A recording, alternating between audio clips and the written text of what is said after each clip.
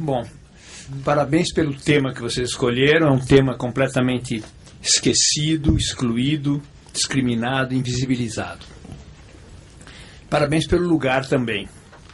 Se vocês procurassem uma fundação de banco privado, talvez eles até topassem, mas pediram para mudar o nome. O nome está muito fora do mercado. Provavelmente eles traduziriam imigrantes e refugiados por força de trabalho desterritorializada no mercado global de trabalho. Pronto, cheio de empresários, cheio de análises econômicos, tá.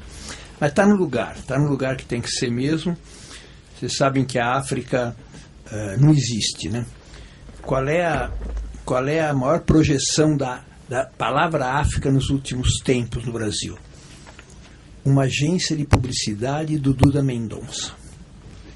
Esse mau gosto de usar o continente mais sofrido para tentar criar uma grife exótica. Mesma maneira que tem uma revista aqui da elite branca paulista que se chama Piauí. Ajuda a entender o Nordeste brasileiro que tem tantas transformações fundamentais? Não. É uma coisa exótica, de fato. É uma grife, né? Então a África está reduzida mais ou menos a isso, né?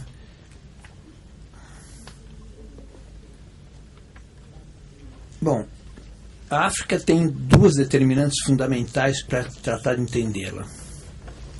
Primeiro, o fato de que ela é o continente privilegiado, no sentido negativo da palavra, da colonização.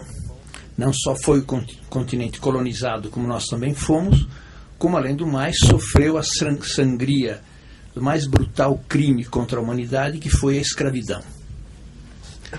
O capitalismo chegou na América produzindo os dois maiores genocídios da história da humanidade. Dizimar as populações indígenas e promover a escravidão, que é a coisa mais brutal que pode haver. Retirar milhões e milhões de pessoas do seu universo para ser trazidas como animais, para trabalhar num mundo de brancos, produzindo riqueza como cidadãos inferiores, escravos, produzindo riqueza para a elite branca europeia. Não pode haver coisa mais brutal. Quem leu alguma coisa do Darcy Ribeiro sabe que ele diz que a vida útil de um escravo no Brasil estava em torno de 7 a 8 anos. Era mais barato trazer outros escravos. Afora os que morriam no caminho, nos porões dos navios para chegar na América. Essa é a expressão mais forte do papel que teve a África no processo de acumulação primitiva do capitalismo, diriam os economistas, né?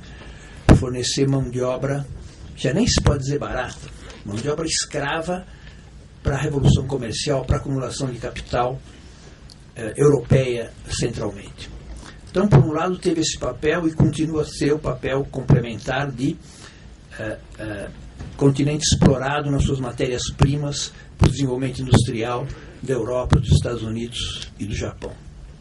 Mas o segundo elemento, que tem a ver mais diretamente com o tema nosso, é que a Europa não apenas recolonizou o mundo, quanto se apropriou da ideia de civilização. Ela se autobatizou a si mesma e ao resto do mundo através daquele que é o lema fundamental da dominação ideológica, continua a ser até hoje no mundo: civilização ou barbárie. Civilizados, vocês sabem quem são. São eles, brancos, em geral anglo-saxões, católicos ou protestantes, basicamente o que se chamaria hoje os países do norte do mundo.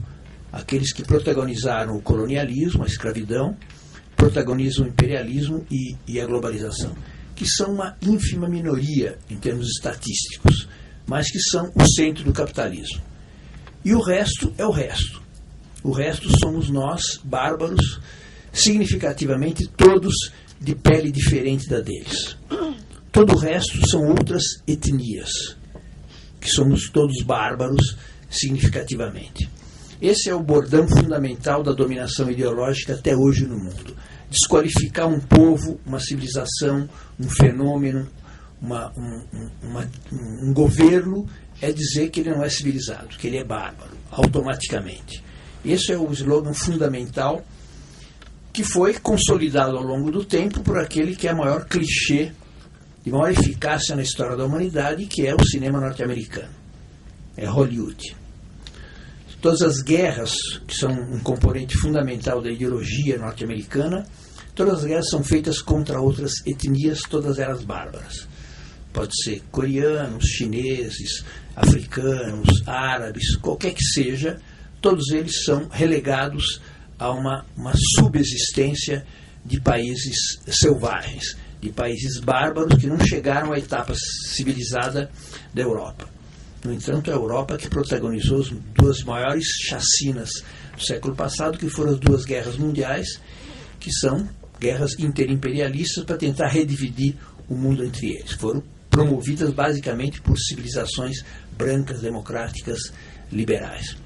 Significativamente, o maior massacre do século passado foi o nazismo. No entanto, o cinema norte-americano não tem um filme sobre o nazismo. Aliás, tem um feito por um produtor inglês que teve que sair dos Estados Unidos antes da estreia do filme. E foi o Charles Chaplin com O Grande Ditador. O clima estava insuportável, ele teve que ir embora. Porque, na verdade, todo o cinema de guerra é um cinema contra outras etnias qualificadas como bárbaras. Esse é o clichê que continua a ser dominante no mundo. Se apropriaram, foram vitoriosos na colonização, no imperialismo e na globalização e dão o clichê para todas as outras civilizações, que somos a grande maioria da humanidade do ponto de vista de população. Contar, eles são cerca de 15% da população mundial, mas detêm cerca de 80% da riqueza mundial. E, sobretudo, detêm o poder de impor o clichê, de chamar as coisas pelos nomes como eles decidem que devam ser chamados. Então, todos somos amalgamados nessa qualidade. Um dos mais importantes livros de interpretação disso é o livro de um palestino chamado Edward Said. Nascido na Palestina, estudou no Egito, estudou na Inglaterra e morreu recentemente. Era professor de literatura comparada em Columbia, em Nova York. O livro se chama Orientalismo. Desmistifica a ideia do Ocidente e do Oriente, que mais ou menos cobrem civilização e barbárie. O que não é o Ocidente é o Oriente. De tal maneira eles achatam tudo o resto que tudo que não é Europa, posteriormente Estados Unidos ou Japão, recai na categoria Oriente, que é similar à barbárie. Então isso inclui Turquia, Paquistão, China, Índia, tudo que não seja civilização branca ocidental acaba recaindo nessa categoria. Para demonstrar que é uma categoria, o que é o Oriente? É o não Ocidente, que não existe na sua diferenciação. Parece que todos são mais ou menos definidos pela negação do que é a Europa, por não ser europeus. O que tem em comum um chinês, um hindu, um paquistanês, um sul-africano, um palestino? Não são europeus. Vai ser mais eurocentrista assim em Paris, Londres e Roma, né? Porque é o umbigo do mundo. Eles são tudo. E, como foram vitoriosos, se apropriaram da história. Escrevem a história, né? Dizem o que é importante e o que não é, quem é mocinho, quem é bandido e tudo mais. E mesmo quem não tem história, como é o caso do tema da África que a gente vai estudar hoje.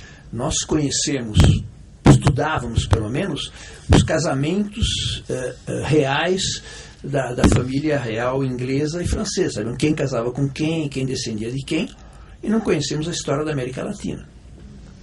o episódio mais importante do fim do colonialismo se deu numa cidade peruana chamada Ayacucho, uma batalha em que os exércitos unificados dos libertadores latino-americanos expulsaram os espanhóis. Nós não sabemos o que significa Ayacucho.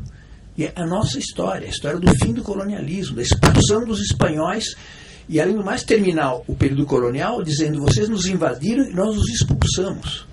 Da melhor maneira possível de batizar o que foi o período de dominação colonial do continente. Nós não conhecemos isso, já nem vou dar outros exemplos.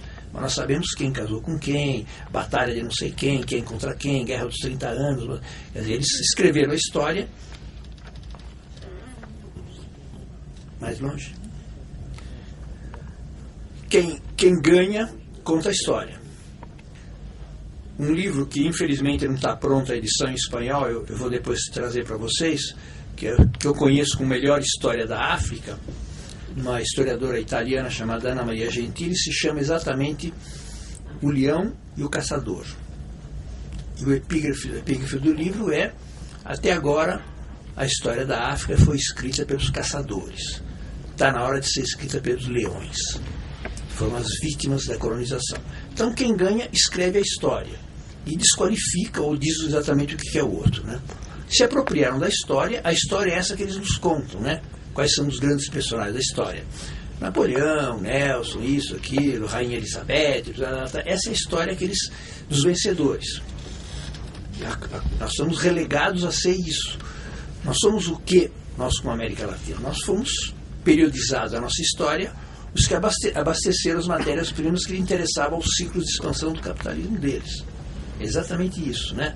O ciclo do açúcar. Não é que nós gostávamos de produzir açúcar, não é que nós nos chamamos Brasil por uma precoce virtude ecológica. Não, porque nós produzíamos tinta, que é o que interessava aqui, para atingir as roupas da elite europeia. Quer dizer, até os nomes foram dados dessa maneira. Vocês sabem que nós não nos chamamos América. Até chegar o Cristóvão Colombo, invadir, tomar, o nome genérico que os indígenas nos davam é Abi Ayala. A América já tem a ver com o quê? Com o herói deles, com o Américo Vespúcio. Quer dizer, dar nome às coisas é, na verdade, dar o conteúdo, o significado. Se apropriaram e chamaram do jeito que eles bem entenderam como herói deles. Não se chama Colo-Colo, não se chama nenhum dos personagens indígenas que foram derrotados. Derrotados e esquecidos. Nós só sabemos de Colo-Colo porque é um time do Chile. Não sabemos que era o líder indígena que resistiu à invasão dos espanhóis. Ele vai para Cuba e só sabe lá que as populações indígenas cubanas foram dizimadas. Então só sobrou o nome Hatuey, o nome do líder indígena, que é o nome de uma cerveja lá. Mas de qualquer maneira foi dizimado. Bom, a África faz parte disso, né? Ela é parte integrante fundamental do processo de instalação do capitalismo no mundo. Por revolução comercial, revolução industrial. Então vocês imaginem ter um repertório, um elenco, uma quantidade de mão de obra, milhões e milhões e milhões que vieram para cá trabalhar gratuitamente como raça inferior para acumulação de capital. Essa foi a função econômica fundamental desse continente. São feridas brutais. Vocês imaginam, a gloriosa Guerra do Paraguai matou 70% da população adulta do Paraguai. O Paraguai nunca mais se recuperou por ter perdido a guerra e por uma sangria dessa ordem, né? Vocês imaginam o que significa para a África ter extraído a sua população economicamente produtiva, como diriam os economistas, né? Porque pegam os adultos, né? Pegavam os homens adultos para trazer para cá. Além do sofrimento da separação das famílias, pessoas que iam viver num outro mundo, com outro idioma, com outra cultura, sem ter a possibilidade de exercer sua cultura, seus valores. É a coisa mais brutal que possa haver. Se alguém já foi ao Senegal, deve conhecer uma ilha ali perto, a ilha de La Gorée, que é a ilha em que se agrupava grande parte dos escravos antes de vir para o Brasil. Eram exatamente os que vieram para a nossa região. Eram açougues, em cada quarto se dizia homens, mulheres, magros, doentes, crianças, etc. Estavam separados, qualificados, selecionados. Depois tinha uma portinha, que era o último lugar em que eles passavam para olhar a África antes de vir embora. a Igreja Católica Romana fazia tráfico. Tinha os seus açougues lá para selecionar as pessoas para trazer. Depois o Papa teve lá, pediu perdão, foi um mau momento, esqueça, etc. Acho que o Carter também teve lá, o Clinton, desculpe, viu, esqueça, foi um equívoco, já passou, né? Bom, isso é como era tratada a população africana, a etnia negra da África. Olha a música deles, olha a cultura deles, a literatura. Um desses imbecis que escreve os best-sellers por aí, assim, tipo, os 150 livros que você tem que ler antes de morrer, aquela coisa assim, né? Os 8 livros que tem que levar para uma ilha deserta, soltou uma dessas, que é o máximo de eurocentrismo. Me apresentem o Shakespeare africano, daí a gente conversa. Olha o desprezo pela cultura dos outros. É um best-seller que está por aí, tem os 8 livros, não sei o que lá, os 15 livros, não sei o que lá, os 8 autores indispensáveis, não sei o que lá, não seja ignorante, leia tais e tais. Esses caras, assim, essa é a maneira como eles estão. E a África ficou como um continente sem história. A história é deles. A história é feita conscientemente, com ideais, com valores, com conquista, com transformação dos outros, com guerras e tudo mais. E a África foi reduzida a ser um continente natural. A África está no estado de natureza, estado mais bárbaro possível, segundo as teorias políticas tradicionais. Civilização é passar de estado de natureza ao estado de sociedade, né? Passar a ter cultura, civilização e tudo mais. E é como se os africanos tivessem ficado numa etapa pré-capitalista, né? Numa etapa que não tem história. Para a burguesia, só há história quando ela é a protagonista da história, né? E a África ficou reduzida a isso. Esse é o clichê da África. É assim que a imprensa o trata. É assim que a mídia em geral e que a ideologia em geral trata a África. Quer dizer, um continente relegado a um estado de natureza. Os grandes conflitos africanos são tratados como se fossem ódios viscerais entre etnias. Os maiores massacres recentes entre os Hutus e os Tutsis foi considerado que era um problema. A imprensa assim relatou, né, 700 mil pessoas morreram em poucas semanas, como se fosse um conflito de ódios étnicos, religiosos, entre etnias. Não passou muito tempo para se saber que, na verdade, por trás de cada um dos bandos estavam corporações multinacionais belgas e francesas disputando os recursos minerais que estavam ali. Nada mais do que isso. É essa imprensa canalha que está aí esconde essas coisas, porque está dada a versão. É um continente que não tem jeito, bota uma cruz, porque é gente se degladiando como se fossem guerra de todos contra todos, do mundo hobbesiano, em que não há civilização, não há Estado de Direito, não há nada. Você pode imaginar os outros conflitos, como são o país mais avançado em termos econômicos da África, a África do Sul, até há pouco tempo atrás tinha apartheid. Apartheid implantado pelos europeus, até 20 anos atrás. Um dos mais monstruosos e belos expressões de tudo isso é o Museu do Apartheid na África do Sul, em Joanesburgo, né? Em que se vê toda a história de tudo aquilo, né? Da corrida do ouro. E eles acharam nos anos 30 que era uma genial arquitetura política, o apartheid, como forma de convivência de raças diferentes. Convivência. Como os espanhóis, com vergonha de dizer que era descoberta da América, disseram que era encontro de civilizações. Que encontro? Cacete, né? Quem chamou-os para vir para cá, né? E era um encontro de dominador e dominado, escravizador e escravizado. Mas são palavras que escondem, e tem a história do apartheid. O apartheid era considerado uma genial construção de convivência social. Convivência social, cada um na sua. Uma raça inferior e uma raça superior. Nos Estados Unidos, né? Até a lei dos direitos civis dos Estados Unidos vem dos anos 60. Até ali era como na África do Sul. Escola para negros, escola para brancos. Isso é o capitalismo civilizado quanto tempo depois de se instaurar, de estabelecer a democracia, a liberdade, etc. Tal, até recentemente. Tudo isso vem da forma como eles trataram os negros como mão de obra escrava. E a África ficou assim.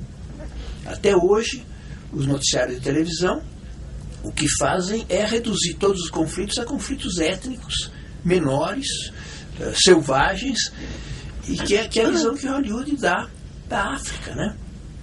A África é um lugar de safaris, como agora o rei da Espanha confirmou. É indistinto entre animais e seres humanos, né? Quer dizer, às vezes eles conseguem, os americanos, numa missão gloriosa na África, conseguem recrutar algum negro, né? Então o cara se adere aos ideais dele. Mesmo assim, eles não dão as costas pro cara. De repente o cara tem uma recaída e dá uma flechada neles. Mas o filme é uma espécie de safari que vai à África. Os africanos não são seres humanos, são são um misto de animais e seres humanos. Quer dizer, aquela mesma visão que os jesuítas tinham dos índios aqui na América, né? E a importância da imagem de Hollywood o século passado é marcado pelo automóvel como mercadoria e por Hollywood como descrição do mundo, né? Como interpretação do mundo, com a força que a imagem tem. Não é uma coisa interpretativa que eu posso voltar para trás, está passado. Isso é automático, né? No cinema americano, qual é o papel? Tem os negros bons. Negro de Alma Branca, Sidney Poitier, não sei o que lá, mas o que está na África é animal. Qual é o filme que retrata a vida em Angola, a vida no Quênia, a vida na África do Sul? Não, nada disso, né? Tudo é a mesma coisa, achatados, absolutamente iguais, e como se fossem literalmente animais, né? Esse é um continente sem história. É um continente que fornece mão de obra, fornece matéria-prima para o crescimento dos outros. Mas que é um continente que não tem jeito, né? Não há caminho para eles, né? Toda a própria independência dos países africanos, que foi se dando desde o final dos anos 40 até os anos 60, depois foi pervertida por formas de neocolonialismo, né? Boa parte desses países africanos são absolutamente penetrados pelo capital europeu ou norte-americano, um retrocesso econômico brutal, conflitos internos pela miséria. Quem vai ao Senegal, olha a capital, já foi chamada de a Paris da África, quer dizer, um nível de miséria, e não é dos piores, porque não está no litoral ainda, né? Um retrocesso estúpido, né? Qual é a moral, a lição que os europeus tratam de estabelecer? Está vendo? Quando havia ordem colonial, tudo funcionava direitinho, né? A gente saiu, começam a se degladiar entre eles, né? Não tem mais progresso econômico, não tem mais ordem, etc. Quer dizer, na verdade, o que houve foi uma independência política sem uma independência econômica. Depois de toda a dominação colonial, agora virem-se por conta própria. Como podiam se virar? Claro, chegaram capitais estrangeiros e é tudo que é a África hoje, né? O continente privilegiadamente massacrado pelo capitalismo. A própria cultura africana é uma cultura totalmente colonizada, quer dizer, tem expressões formidáveis do ponto de vista literário, musical.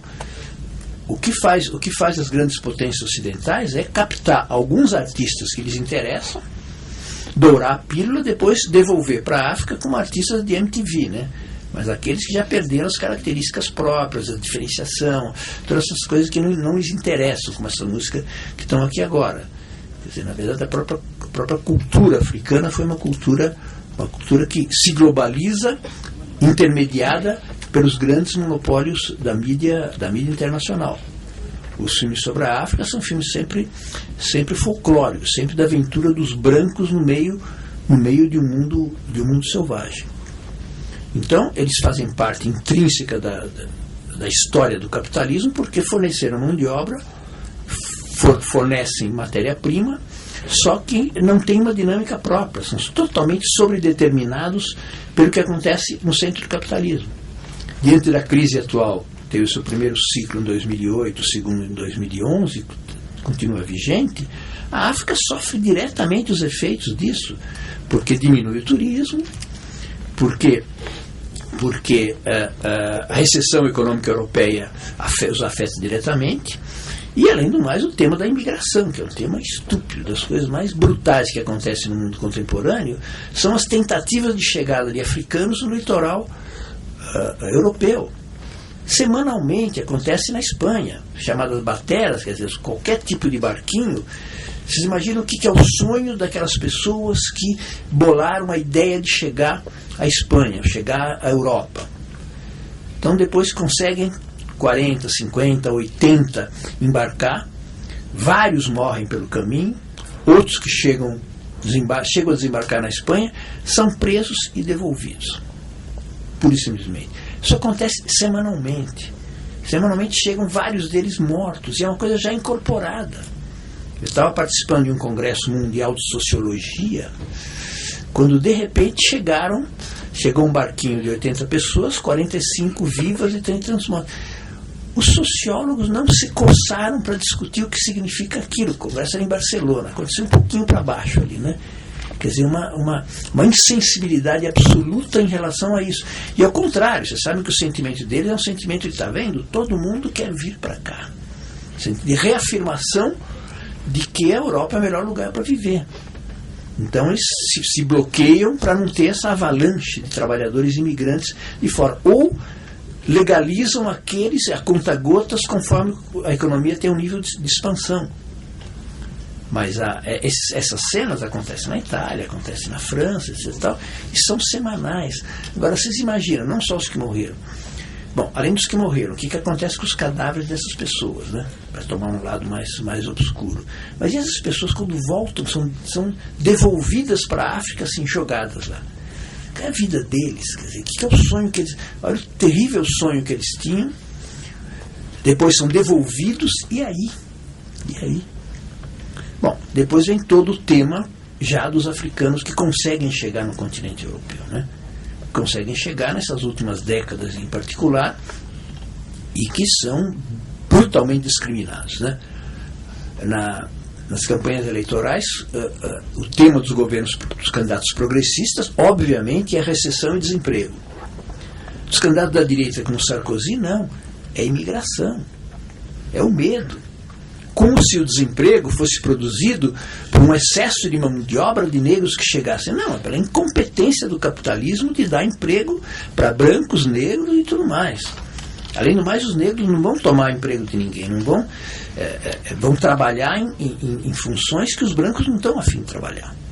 Então, nem é verdade aquele racismo que se introduziu na classe operária francesa, que era a mais politizada do mundo, a maior parte dela vota com a direita, com o medo, pânico dos negros que vão tomar os empregos deles. Quer dizer, você tem mais 10 minutos para o meu relógio, no caso. Então, o tema da África é um tema que faz parte da história europeia contemporânea, porque faz parte do medo, faz parte da discriminação, faz parte da exclusão, faz parte da ideologia da direita, do outro, né? Do outro que é o negro. Há 3 anos atrás, uma enorme quantidade de rebeliões na periferia de Paris, grande parte eram jovens negros que não têm, no começo dessa crise, já não tinham um futuro possível. Uma parte deles são franceses realmente, né? Mas antes de tudo são negros, né? Então esse é um tema central hoje em dia no mundo, e é um tema totalmente marginalizado, especialmente no que se refere à África em particular, né? Porque é um continente que não tem lugar no capitalismo contemporâneo. Literalmente, se a África desaparecesse, causaria um outro probleminha de abastecimento de mão de obra aqui ou ali, mas seria saudável para o capitalismo, porque é uma força de trabalho excedente no mercado de trabalho. Quer dizer, não tem lugar para eles na maneira como o capitalismo organiza a sua reprodução no mundo contemporâneo. São mão de obra excedente, não são mão de obra qualificada, não são mercado de trabalho com poder aquisitivo para consumir os produtos sofisticados que o capitalismo produz, então são excedente. Excedente, você sabe, não quer dizer que só, quer dizer que o mercado capitalista não comporta. É exatamente isso que acontece. Mesmo numa época de expansão, eles não eram admitidos na Espanha. A Espanha preferia muito mais o quê? Equatoriano, boliviano, eventualmente argentino, porque são brancos, católicos, literalmente isso. Quer dizer, a legalização dos latino-americanos foi 1000 vezes maior do que a dos africanos, porque tem esses caras, ainda mais os argentinos servem para outras funções. Para os argentinos não, a presença, covarde presença espanhola no Afeganistão, por exemplo, era feita com latino-americanos. Se você voltar vivo, eu te dou a cidadania. E morreram costarricenses, peruanos e tal, com o uniforme espanhol, tentando obter cidadania, na volta se sobrevivesse. E não dá para disfarçar um negro como se fosse espanhol, né? Talvez um jogador de tênis, e tal. Mas nas tropas lá, não. É peruano, é costarricense, é boliviano. Então, até nisso, a discriminação se abate sobre os africanos mais pesadamente, né? Pela dificuldade de assimilação, pelo racismo que caracteriza a Europa. Então, eles são também vítimas disso. É um continente que não tem lugar. No entanto, qualquer política externa nessa circunstância do mundo que não tivesse a África, não tem a África como prioridade, está errada. É um continente que está nas raízes da civilização contemporânea, de todos os pontos de vista. Não é um acaso que um dos brasileiros que mais valoriza a África é um imigrante nordestino, que perdeu um dedo, não no jet ski, perdeu um dedo na máquina, com um metalúrgico aqui de São Paulo. Quer dizer, precisou chegar um cara marginalizado como Lula para valorizar a África. Quer dizer, o sociólogo que o antecedeu esteve na África de passagem. De passagem, não tem nenhuma importância. A aliança fundamental qual é? É com o centro do capitalismo, né? Estamos perdendo oportunidades se nós estivermos com eles. Essa é a visão fundamental. A África interessará em termos econômicos ou não. Quer dizer, não é um continente com a identidade que nós temos trilhões de vezes mais a ver com a África do que com a França ou com os Estados Unidos. Nossa composição étnica, nossa história, primeiras gerações de trabalhadores do Brasil foram os escravos negros, que construíram a riqueza da Europa e a riqueza deste país. Até chegar aos anarquistas, até ter a geração posterior, o trabalhador era negro. E a desqualificação do negro era a desqualificação do trabalho também. O trabalho é coisa de raça inferior. Então desqualificava negro e trabalhador, até um século e pouco atrás. Juntos os dois, né? Então nós temos uma relação umbilical com esse mundo, com essa gente. Não por acaso, olha o ritmo. Olha o ritmo, podia ser um ritmo brasileiro, e é tocado extraordinariamente bem por brasileiros, né? Então nós temos agora, o que a gente sabe da África? Não sabe nada. A gente se pergunta, Guiné, Quênia, parece tudo a mesma coisa. Se a gente se lembra da capital é porque decorou, mas não tem ideia de qual é. Era uma coisa que não existia. Se não colocar estudos africanos, por que colocar estudos africanos? História geral tem a África. Conversa mole, história protagonizada pela Europa, pelos Estados Unidos, e olhe lá, né? Por quem ganhou, por quem colonizou, por quem imperialista e tal.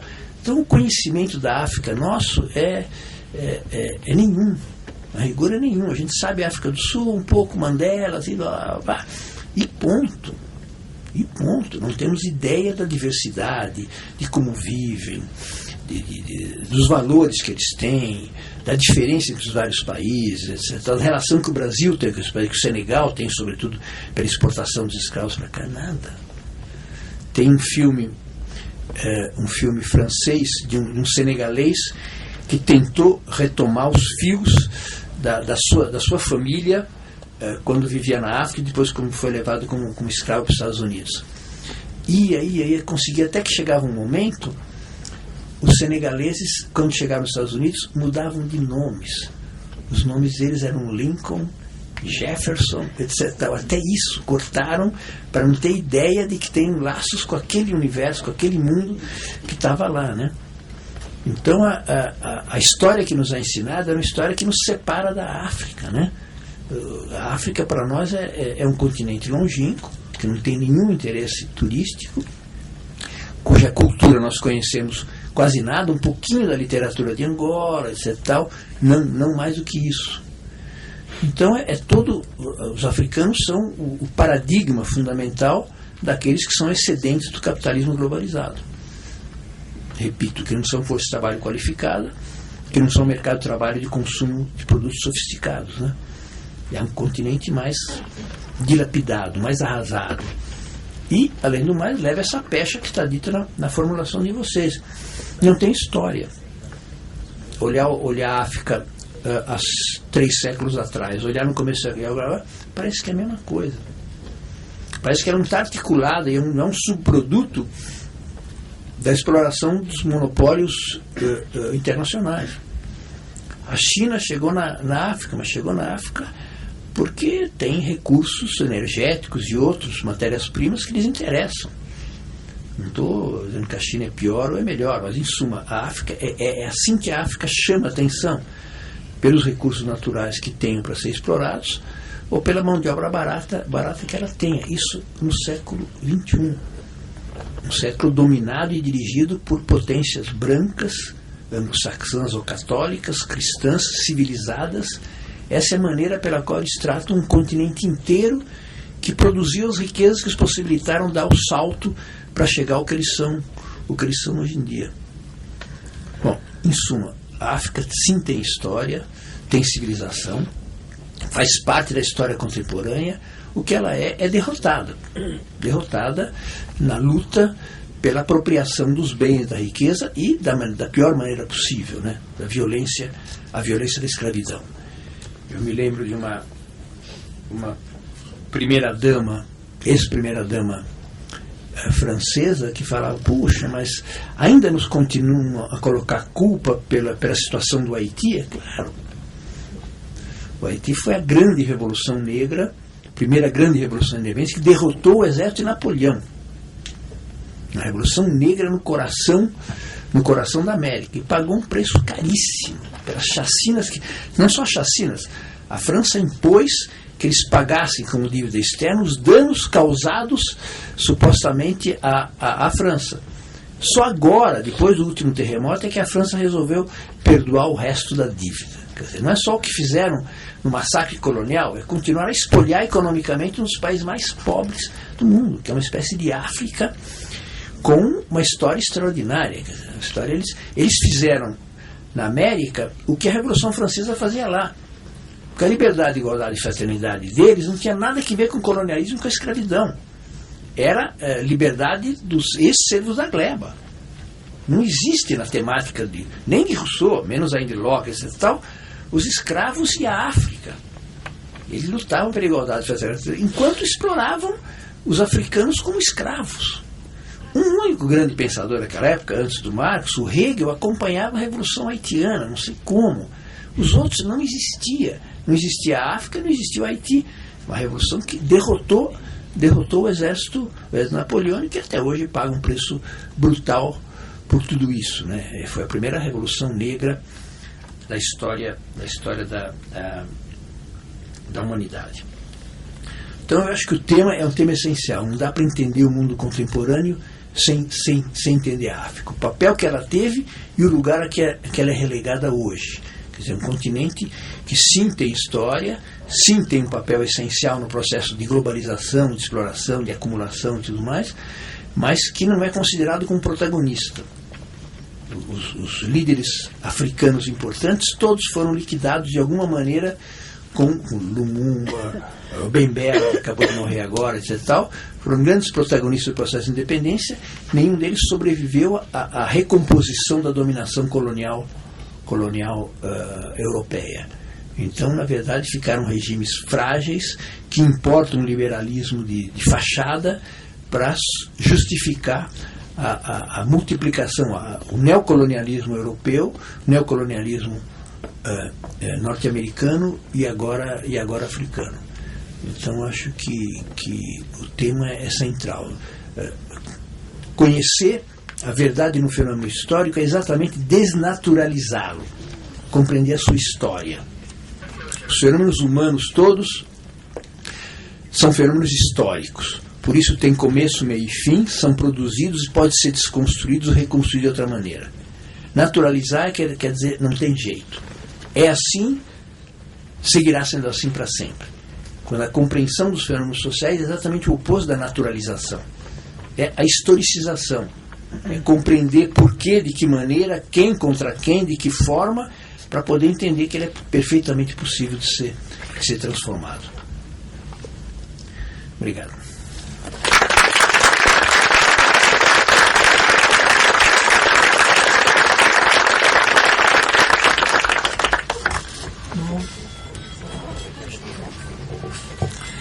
Eu agradeço então a palestra do Emir e acho que eu posso e devo passar a palavra rapidinho para o José Moura.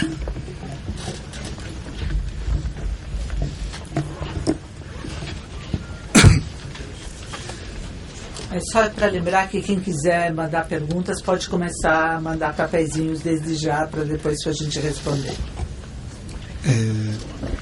Minha condição aqui é bem mais a de um psicólogo social do que a de um psicanalista, dada a exiguidade do tempo, o que é compreensível. Então, eu vou apressar algumas observações, uma inspirada diretamente no que nós acabamos de ouvir, né?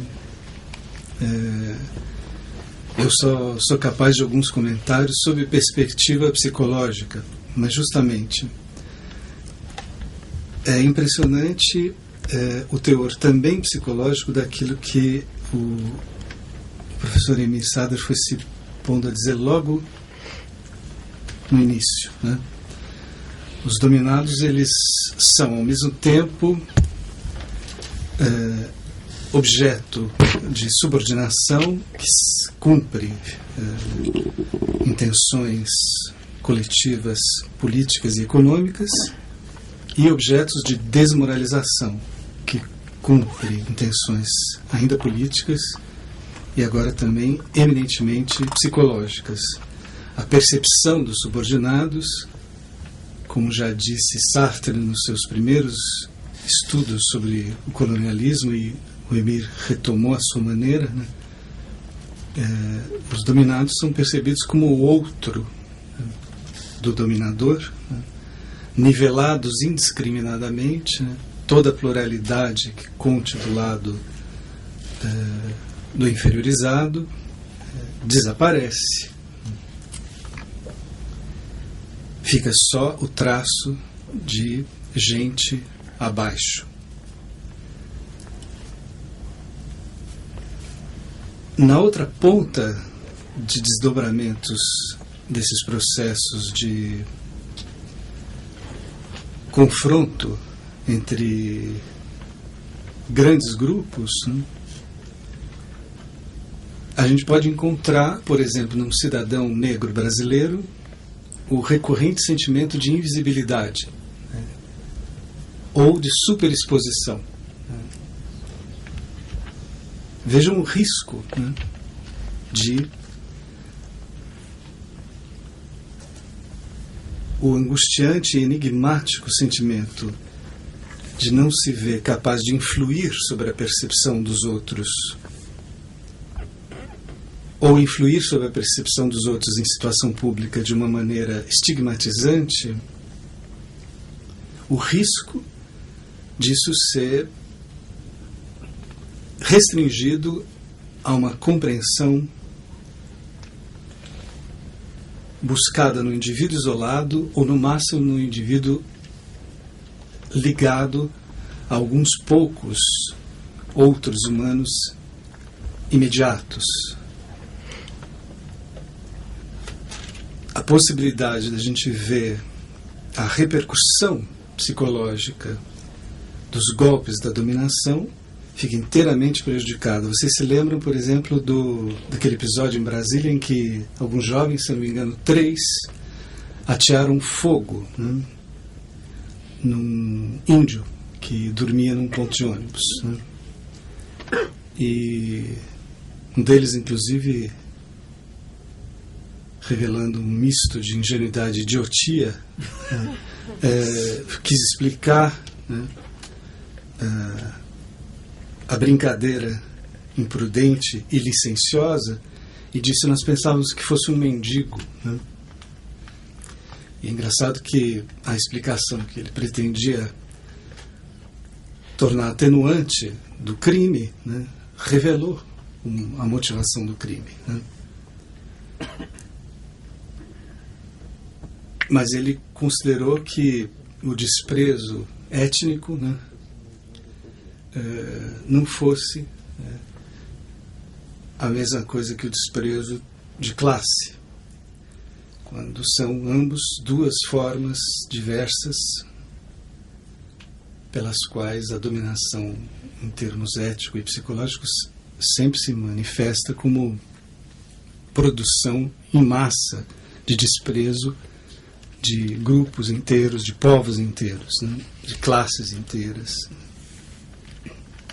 E é interessante que o que se passou ali, né, entre 3 jovens de um lado e um cidadão aviltado de outro, né, se fosse objeto de uma investigação que se limitasse, né, ao tempo do ato violento, né, poderia, por exemplo, apontar nos jovens, né, uma indiferença soberba por seres humanos, né, sem que a gente notasse que o ato dos 3 contra quem estava no ponto de ônibus não se explica se não for ligado a uma forma de reprodução entre 4 indivíduos de um conflito de longa duração e que envolve um confronto de grupos de que um e os outros 3 partem histórica e socialmente, né? A cura de sentimentos ligados à humilhação social, que são sentimentos cuja gênese é histórica, são sofrimentos constituídos no tempo da longa duração, né, precisa passar pela consciência histórica. E é preciso que, em todo ato psicoterapêutico, o psicólogo esteja advertido, né, pelo sentido, pela relevância, pela necessidade de ligar, né, acontecimentos que, perdidos da longa duração, parecem gerar-se no indivíduo, ou no máximo na família do indivíduo, né, com problemas gerados mais do que na classe ou na coletividade étnica do indivíduo, num conflito, né, de dominação entre o grupo de pertença e algum outro grupo que se ligaram por motivações políticas, econômicas e, finalmente, morais, né? A dominação adoece psiquicamente o dominado e o dominador, e a evidência disso se perde, a não ser quando a psicologia ou a psicanálise aprendam a necessidade de consciência histórica para melhor atinar com as determinações psíquicas da angústia humana, né? O sentimento de invisibilidade, o sentimento de superexposição.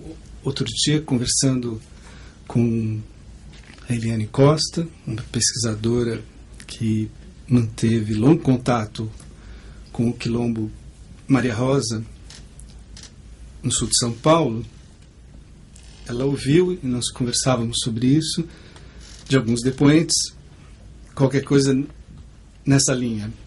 Um quilombola negro dizendo: branco não existe. Existe preto, negro, branco não existe.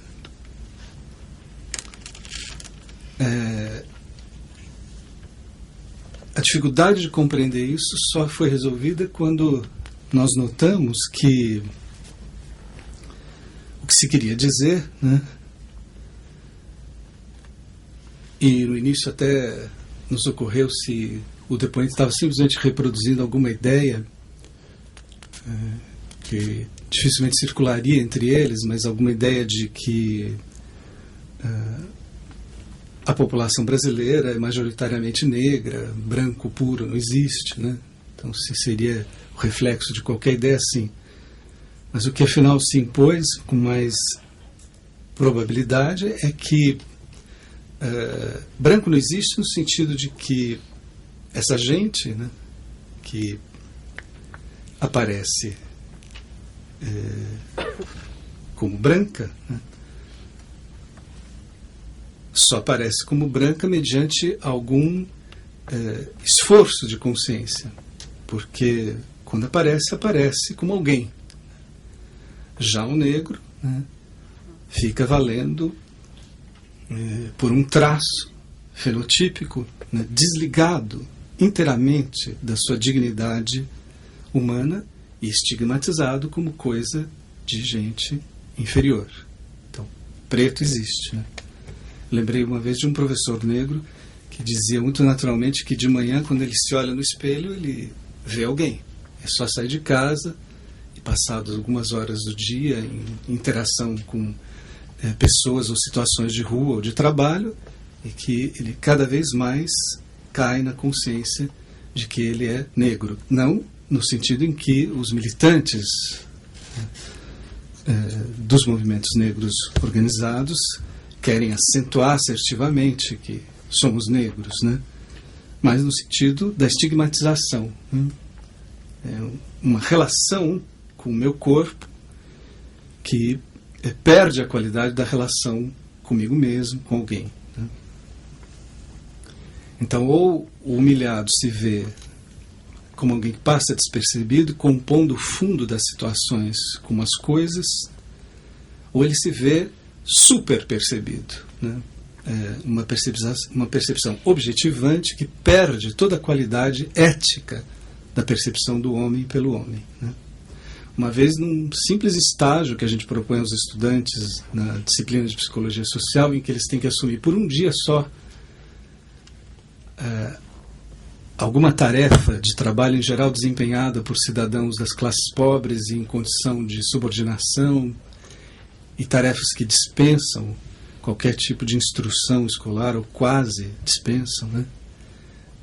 Um deles, que até ficou notoriamente conhecido por causa do livro que publicou depois, e que foi gari por um dia, né? Começou o seu diário dizendo: fiquei invisível, né? E ele queria com isso fazer referência àquele episódio de ter, na hora do almoço, ele foi gari no próprio campus da USP, né?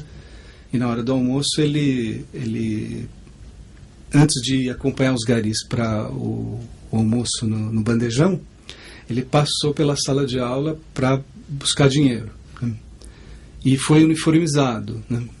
E achou graça, inclusive, de aparecer no Instituto de Psicologia assim, vestido de gari, né? E a graça não encontrou apoio social nenhum, porque ele simplesmente passou despercebido, né? Inclusive 2 colegas, um deles, o maior amigo dele, não notou que era ele que estava passando pelo corredor e cruzando, né? Já uma outra aluna, né, que foi empacotadora em supermercado, né, frisou no seu diário a situação em que ela sofreu assim muito intensamente o sentimento de humilhação por causa da maneira como ela foi abordada por uma outra colega do caixa do supermercado, que lhe pediu um copo d'água. Aí ela descreveu o modo como o pedido do copo d'água foi praticado, né? Como se ela fosse inteiramente alguém ali como objeto do comando alheio e fosse o tempo todo notada nessa condição, super notada nessa condição. Então, sentimentos aparentemente... sentimentos opostos de invisibilidade ou de supervisibilidade, mas que refletem o mesmo mal da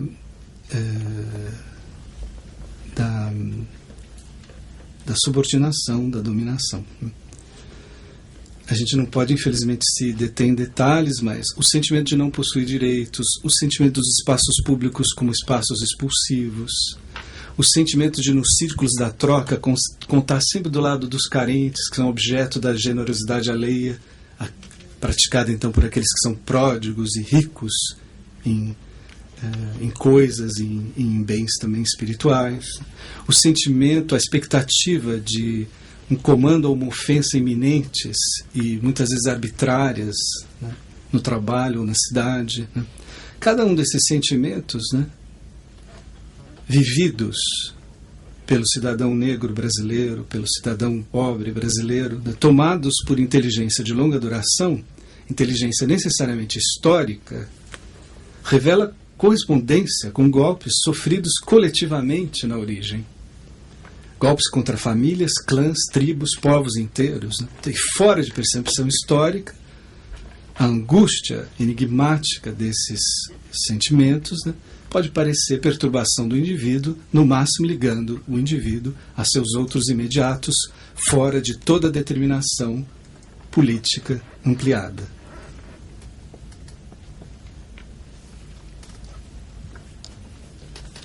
Acho mais uns 5 minutos.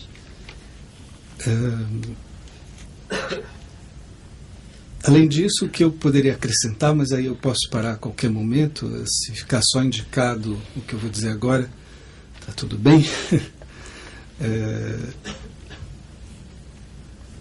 É o seguinte, o problema da dominação dos negros brasileiros só pode ser sentido por outros brasileiros quando atinamos com o fato de que o destino dos brasileiros comunica-se por dentro com o destino dos brasileiros negros.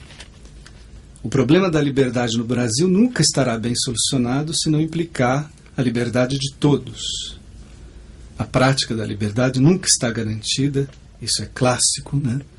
No marxismo, e depois se tornou clássico, também no existencialismo. A prática da liberdade nunca está garantida como um direito privado, como todo bem praticado por ações e que apenas por ações ganha manifestação, realidade e sentido. A liberdade é mais um desses bens necessariamente coletivos. A era burguesa nos quis convencer de que a liberdade fosse apanágio do indivíduo isolado. A minha liberdade é o que se ouve em família, é o que se ouve na escola, desde cedo, termina onde começa a liberdade dos outros, como se minha liberdade pudesse contar para mim, isoladamente, como um perigo para os outros, e como se a liberdade dos outros exigisse interrupção da minha liberdade. Isso só é verdade quando a liberdade é confundida com interesses privados ou com caprichos privados, que precisam ser limitados ou superados para o bem da vida social, a vida pública, a vida de comunidade, e quando a vida social é sentida como uma ameaça para a liberdade pessoal. Mas a liberdade ou conta como uma prática comunitária, o núcleo mesmo da vida em comum, o núcleo mesmo da cidadania, ou não conta jamais. Ninguém pode estar seguro da liberdade enquanto a prática da liberdade não aparecer como um bem só alcançado com os outros e no meio dos outros, fora das relações entre superiores e inferiores, fora do mandonismo, fora da dominação, no campo de encontros em que ninguém governa ninguém, em que todos e cada um, os grupos mais diversos, as pessoas mais diversas e percebidas pluralmente, participam do governo do trabalho e da cidade. E aí bastaria lembrar contra o lema burguês, minha liberdade termina onde começa a liberdade dos outros, o protesto e o lema alcançados pela consciência de Jean-Paul Sartre, quando disse: não é verdade que minha liberdade termina onde começa a liberdade dos outros, mas minha liberdade começa, e só começa onde começa a liberdade dos outros. A liberdade de brasileiro nenhum pode começar enquanto não começar a liberdade dos brasileiros negros. A necessidade de contato com a história da África foi gradualmente sentida e empunhada por militantes negros no Brasil.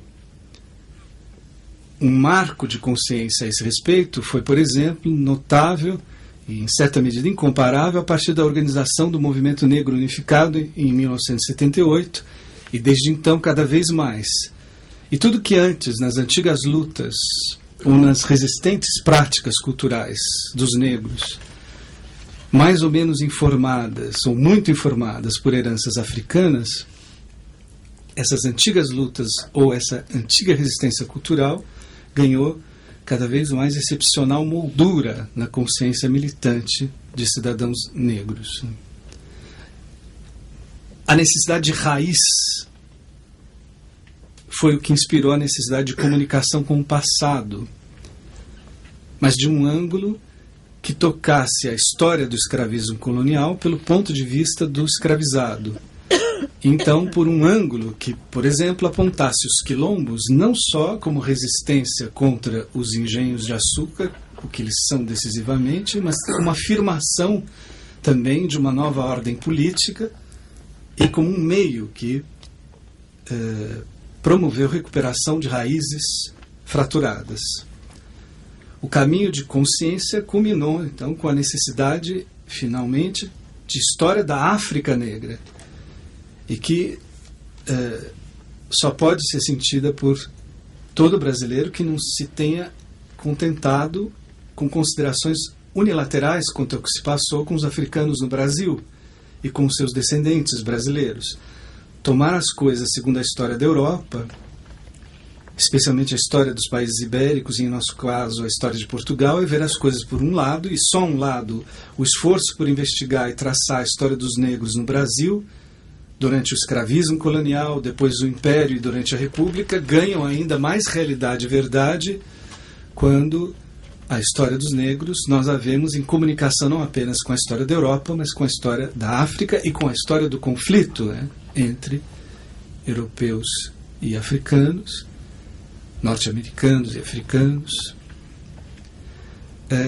A esse respeito, se houvesse tempo, o que eu faria seria trazer alguma informação psicológica para que nos ajudasse a estimar a necessidade do passado, a necessidade da memória, a necessidade da história. Eu me limito rapidamente a dizer o seguinte, evocando Simone Weil, né? Um ser humano, diz ela, tem uma raiz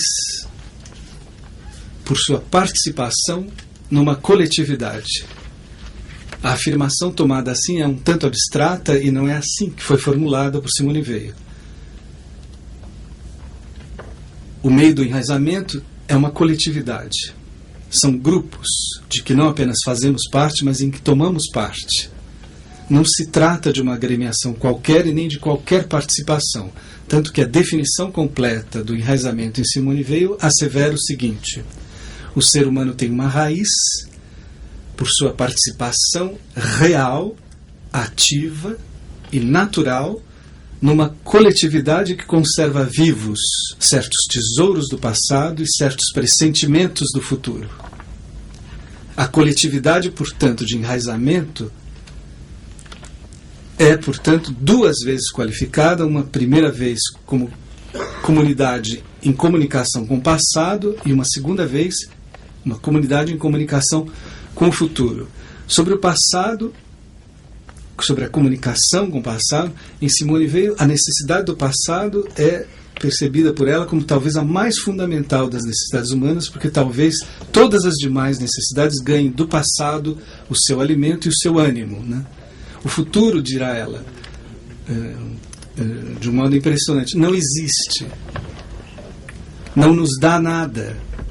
Nós é que para alcançá-lo devemos dar-lhe tudo, nossa própria vida. E para dar é preciso ter, e não temos outra vida, outra seiva, senão a que vem do passado, o passado que alimenta, o passado que assimilamos, incrementamos, recriamos. E também o passado que nos supera, né? A superação da gente pelo passado da gente pode ser compreendida, entre outros modos, pelo fato de que o passado não nos dá apenas o que ele foi, mas também o que ele prometia, o que ele não foi, desejou e o presente não praticou. Nós vivemos do passado e vivemos do futuro do passado, que não é o presente e nem o futuro do presente. O futuro do presente parece que vai seguir automaticamente e de modo previsível. O presente é frequentemente engolido pela inércia da ordem dominante. O futuro do passado desprende a gente dos automatismos do presente e da dominação. Nós vivemos de vidas ancestrais e de sonhos ancestrais. Vivemos de vidas vividas e de vidas que desejavam ser vividas. Aí depois se seguia uma reflexão que a essa altura é um pouco longa para o nosso tempo e não quero impedir a tarefa seguinte, em que eu falaria um pouco sobre a necessidade, sobre o fato também da coletividade, que é meio efetivo de enraizamento, também ser uma comunidade que tem que ser relacionada ao futuro, né? E também haveria razões para a gente também compreender esses 3 adjetivos que ela escolheu para determinar o tipo de participação que é pertinente na experiência de enraizamento, e nenhuma outra. Participação que seja real, ativa e natural. Não pode consistir em nenhum sentido num tipo de participação que fosse servil, forçada, né? E que não fosse capaz de transcender programas de participação. A participação é eminentemente uma ação, no sentido arendtiano do termo, né? Em tudo diferente de um comportamento viciado pelos automatismos da dominação. Outra coisa que eu digo rapidamente e termino é, logo depois de examinar a necessidade de uma raiz, como sempre foi próprio do espírito da Simone Weil, ela examina a necessidade oposta e vendo uma operação complementar entre necessidades opostas. Para Simone Weil, uma necessidade humana sempre põe a gente em comunicação com uma necessidade oposta e que, afinal, surge como complementar. Então, os seres humanos têm necessidade de raiz e têm também igual necessidade de trocar influências, de uma comunicação com a raiz estrangeira. E isso é possível quando, justamente como estava dizendo o Emir Sader, o encontro entre civilizações, né, não é um encontro entre caçador e presa, né, mas é um encontro entre culturas diversas que valem cada uma para a outra como uma revelação. E para Simone Weil, o bem está no meio. Quando a gente compreende igualmente a necessidade que a gente tem de raiz e de trocar influências, aí a raiz não é compreendida como um apego a que se fixar, mas como objeto de amor. E, por sua vez, a influência dos outros sobre nós não é adotada como uma importação, mas como um estímulo que, antes de ser livremente adotado, tornou a nossa própria vida radical mais autêntica. E eu reconheço muito o amadurecimento, aliás, dessa consciência nos movimentos negros. Vou dizer isso abruptamente e termino com isso, né? Eu vi recentemente surgindo cada vez mais entre militantes do movimento negro, além da consciência de raiz e da necessidade de raiz, todos os esforços no sentido de recuperar índices ancestrais mais ou menos reencontrados, mais ou menos reconstruídos, né? E, de outro lado, a necessidade de um tipo de invisibilidade que não é a invisibilidade, evidentemente, do humilhado, mas a invisibilidade ética da pessoa que, quando mostra seu corpo, mostra, ao mesmo tempo, alguém. Então, acho que, do ponto de vista psicológico, está havendo um grande amadurecimento, como se fosse necessário, além de outros já conquistados, mas está havendo um grande amadurecimento nesse sentido, né? A afirmação da raiz, da negritude, da identidade negra, combinando-se com a afirmação da transcendência do corpo e do rosto, né?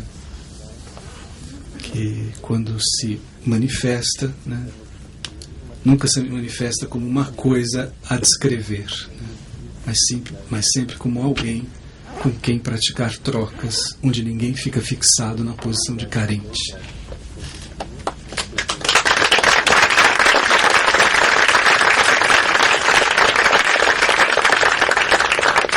Bom, gente, para que a gente tenha tempo de responder as perguntas que foram chegando na mesa, eu vou resumir, digamos, um pouco o que eu ouvi de um e de outro com uma frase do Todorov, que diz o seguinte: o mundo moderno começa com a queda de Constantinopla e o descobrimento da América, e nesse encontro entre o velho e o novo mundo, o eu se defrontou inexoravelmente com o outro.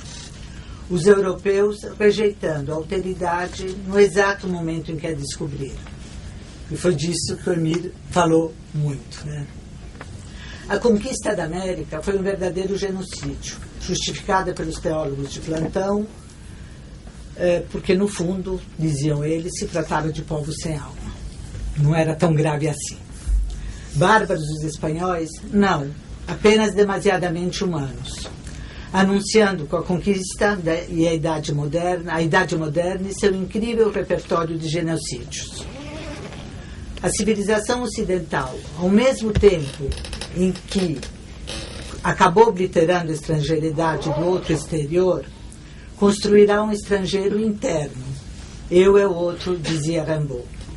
Hoje em dia, talvez nós não acreditemos mais nas bestas feras vivendo na floresta, mas descobrimos a besta no homem. Né? E essa besta no homem, né, do qual você falou, ao retomar o caso eu pensei que era um mendigo. Né? Porque acho que é importante a gente não esquecer, que o racismo é apenas humano. Né? Os animais não são racistas. Eles defendem a fêmea, eles defendem território, mas eles não são racistas. Né? Essa invenção é uma invenção humana. E é como tal que nós temos que abordá-la e entendê-la. E a outra coisa é que a barbárie também é humana. Né? Não é civilização ou barbárie. Né? Eu entendo que a barbárie é uma ruptura na civilização. E nisso nós humanos somos campeões. Né? Porque a gente vai de ruptura na civilização em ruptura na civilização. E inventamos novas barbáries cotidianamente. Né? E eu acho que, de fato, né, nesse momento de globalização das economias, né, nós estamos vendo no mundo inteiro, principalmente no dito primeiro mundo rico, né, um retorno assustador do racismo, e que esse retorno do racismo surge sempre, né, quando não existe um futuro. Né, quando as pessoas não conseguem se projetar no futuro, e no lugar de um futuro, de uma aposta, vem um projeto racista acusando alguém de estar roubando o nosso futuro, nosso presente. Né? Então, talvez, né, isso toque diretamente num lado mais psicológico, digamos, da psique, né, que é um pouco como ele terminou de falar desse encontro de civilizações. Né?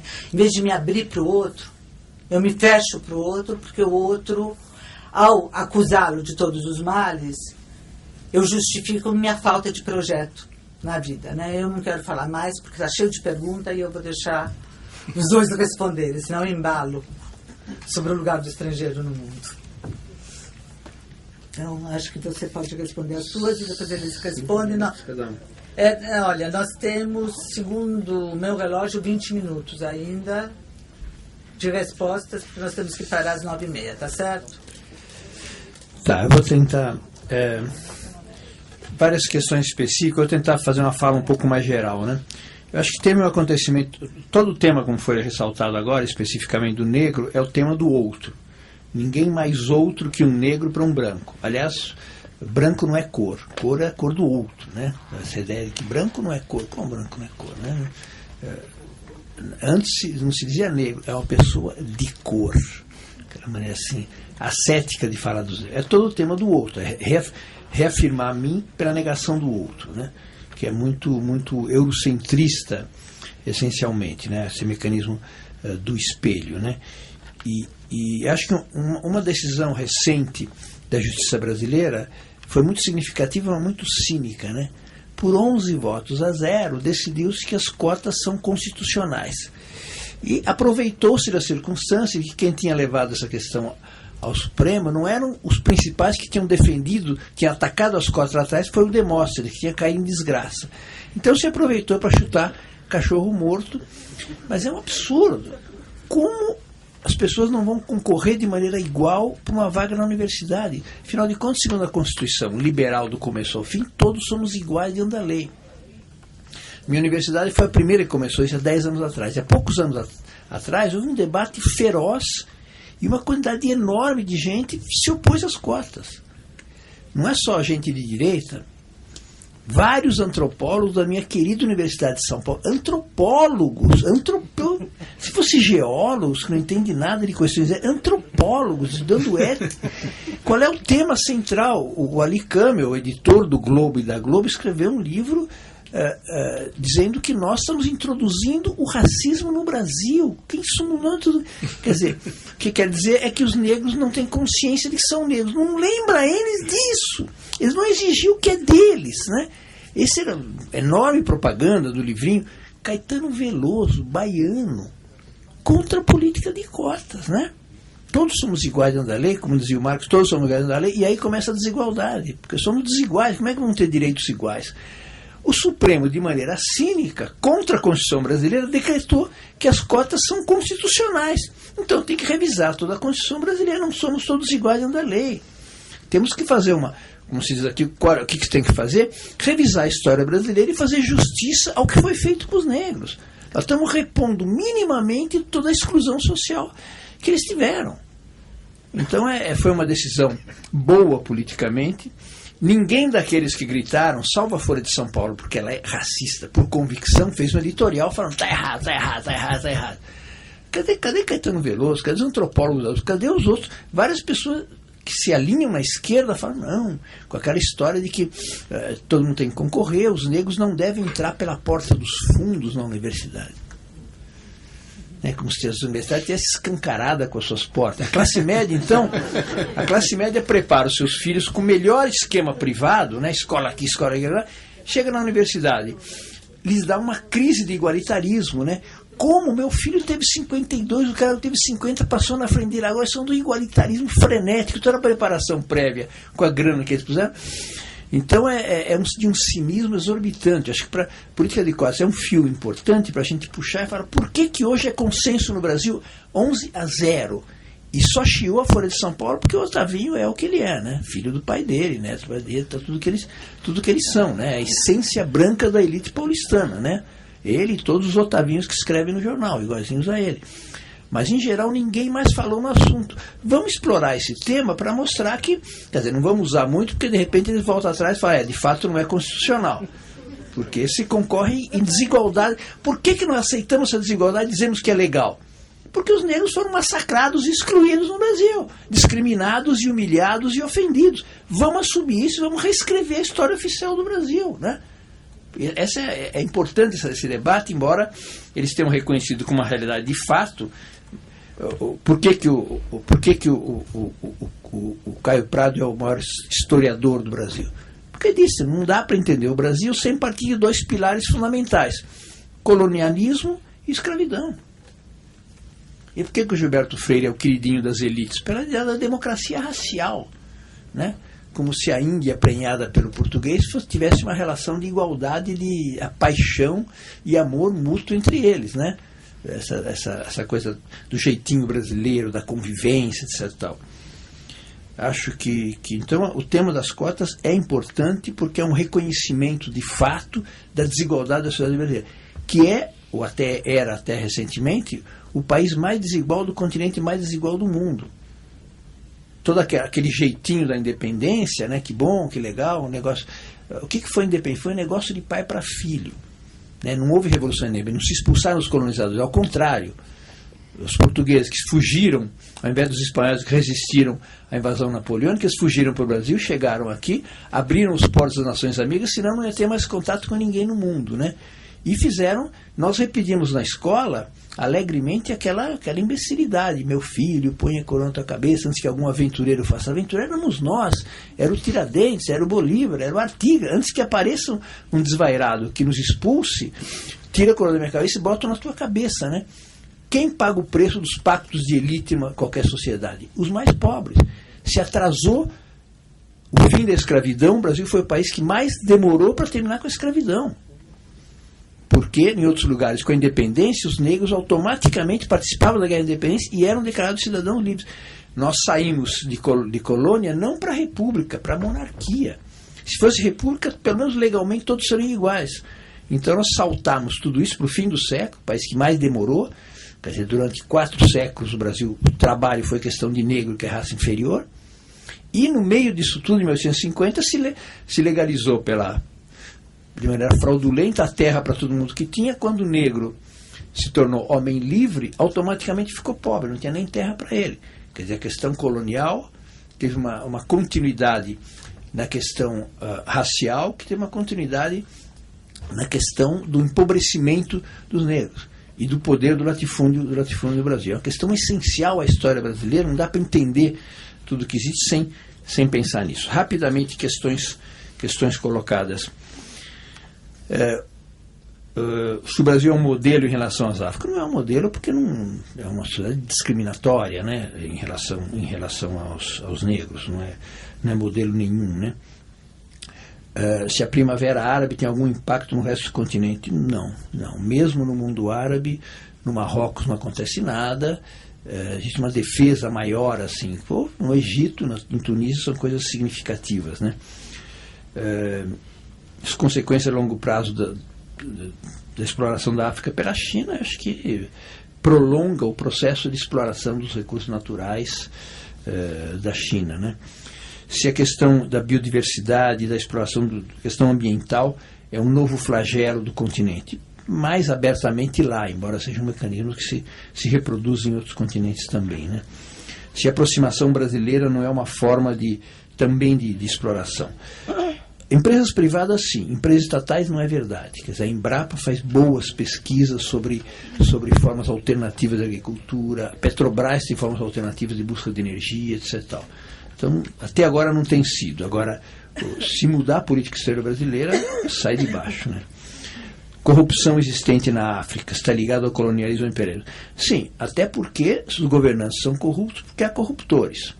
Existe uma graciosa ONG que se chama Transparência Internacional, que publica todo ano a lista dos governos mais corruptos do mundo. Não publica os corruptores, que seriam empresas privadas. Então o mais corrupto é o Afeganistão, é o Haiti, é o México, é não sei o que lá. Mas quem corrompeu? Está aí o mecanismo agora privado para ver como é que estão os mecanismos do Brasil. Então, são governos corruptos estreitamente ligados a grandes corporações europeias, né? Não por acaso ditadores, quando são derrubados, vão terminar sua vida onde? No sul da França, né? Todos os seus amiguinhos lá, todos são estreitamente ligados às ex-potências colonizadoras. Opinião sobre as leis que reconhecem a colonização na Europa, como na França, leis memorialistas. É o passado, né? O passado que passou, etc. Talvez no máximo digam foi um mau momento, mas eles têm que levar, teria que recolocar a discussão sobre o liberalismo na França, né? Que ele continua a ser a ideologia dominante no capitalismo no mundo, né? Democracia, todos somos iguais dentro da lei, tá? Mas foi sob a égide do liberalismo que se deu o processo da escravidão no mundo. Então tem que desmistificar o que era efetivamente o mundo e qual era o cenário de fundo dos debates que eles levavam adiante, né? Então não é um reconhecimento do passado. Como os Estados Unidos fundaram um país na Europa, na África, com a ideia de que os negros que quiserem voltar podem ir para lá. Como se fosse uma passagem, tivesse estado 15 dias nos Estados Unidos trabalhando e depois vão voltar para a África. São soluções totalmente que fogem da questão essencial. Acho que, como foi recordado aqui, vale muito a pena ainda ler Paul Nizam, que é um médico caribenho que foi trabalhar na Argélia e foi dos que levantou com mais força a questão da discriminação. Um dos textos que você citou, por exemplo, é a apresentação do Sartre a um dos livros do Paul Nizam, um médico psiquiatra que viveu grande parte do seu tempo na Argélia. Tá. Então, você tem uma pergunta para responder também? Tem uma só. E não sei nem se é uma pergunta. Eu acho que é mais uma afirmação com a qual eu estou inteiramente de acordo. Né? Sabe-se que o racismo e o preconceito contribuem com a invisibilidade. Mas a pessoa negra, com esse sentimento de invisibilidade, pode ser considerada uma pessoa psicologicamente doente. É isso mesmo. Aliás, eu julgo ter falado o que eu falei para sustentar exatamente esse grande problema. Bom, então, olha, nós temos 5 minutos antes de terminar. Primeiro, talvez valha a pena lembrar mais uma coisinha, talvez junte mais uma vez as duas falas, né? que se a gente pensar um pouco na África, hoje, né, a gente pode pensar na África como um continente sacer, no sentido que o Agamben dá ao Homo sacer, né? Ou seja, um continente que pode ser morto, explorado, retalhado, sem que ninguém seja punido por isso. Né? Não é um sacrifício e a lei não castiga, a lei não pune. Né? Então, assim como tem, né, metafórica, quer dizer, assim como o Agamben retorna essa figura do Homo sacer, né, a gente pode pensar na África sim, né, como um continente sacer historicamente. Né? Um continente que vem sendo explorado e ninguém se responsabiliza por isso. Né? E ninguém paga por isso. Né? Então, acho que essa talvez seja, infelizmente, uma conclusão dessa mesa. E a outra conclusão que eu gostaria de chamar a atenção também, que eu senti nas duas falas, né? E que é uma questão que aí eu coloco como minha, né? Se a gente pensar nas causas obscuras do racismo, né, que ele insiste e persiste e vai adquirindo sempre novas formas, né, e muitas vezes uma das formas contemporâneas é um discurso antirracista que se camufla, né, que o racismo entra, né, sempre encontra novos caminhos, né, de poder perceber que o racismo, de alguma maneira, né, tem a ver tanto com os dispositivos sociais que a gente pode mudar, quanto com a estrutura do sujeito. E que a gente precisa olhar para a estrutura psíquica do sujeito também, né? Juntamente com o social, porque tem algo que é estrutural, de alguma maneira, mas que é, eu diria, o que é estrutural, uma certa xenofobia infantil, que se transforma em racismo quando tem um discurso que aponta o inimigo. Né? Então, esse medo do estrangeiro, esse medo do outro, é estrutural, a psique é humana. Né? Mas isso se transforma em racismo toda vez que você aponta o inimigo. E me parece, né, que para fazer essa ponte entre um discurso mais sociológico e político e outro que leve em conta a psique, nós temos que trabalhar, se a gente quiser transformar minimamente essa questão nos dois lados da gongorra, né? Olhando para a estrutura psíquica e não só do outro. A de cada um de nós, porque o estrangeiro mora em nós, né? O primeiro estrangeiro é interno, né? E a gente depois vai projetando ele ao longo da vida em cima dos outros, né? Então não se muda o racismo do outro sem mudar o próprio. Inconsciente, camuflado, mas sempre presente. Aproveitando uns 2 minutinhos, meu nome é Maria da Penha, eu sou socióloga. E, enfim, se o capitalismo ele coloca a mão, ele antecede, o racismo antecede ao processo produtivo capitalista. Portanto, é a cor que define a exclusão do mercado de capital, conforme colocou o professor.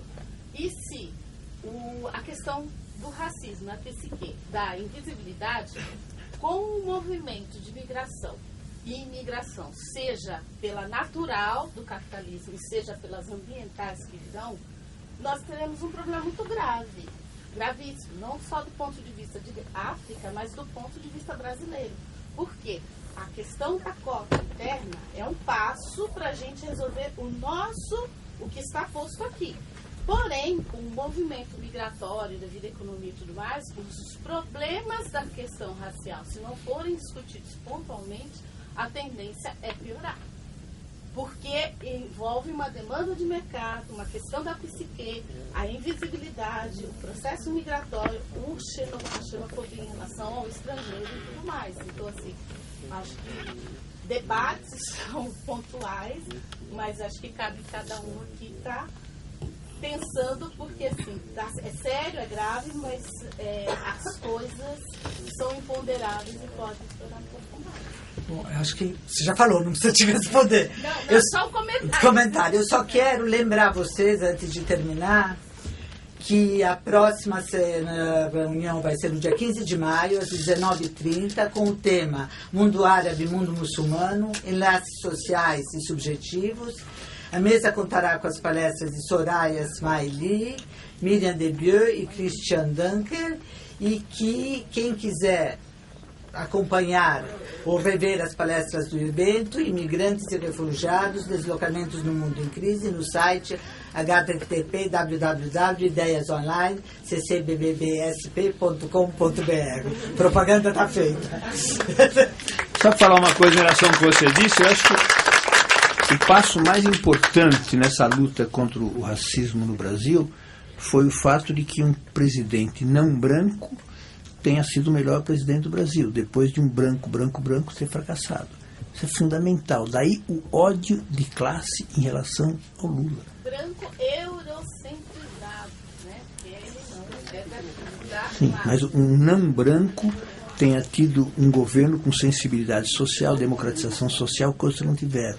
Como é fundamental na Bolívia, um branco que fala espanhol com sotaque inglês, o Sánchez de Lozada, ter dado errado, e um índio, Evo Morales, dá certo. Isso é uma bordoada no liberalismo e na teoria da modernização.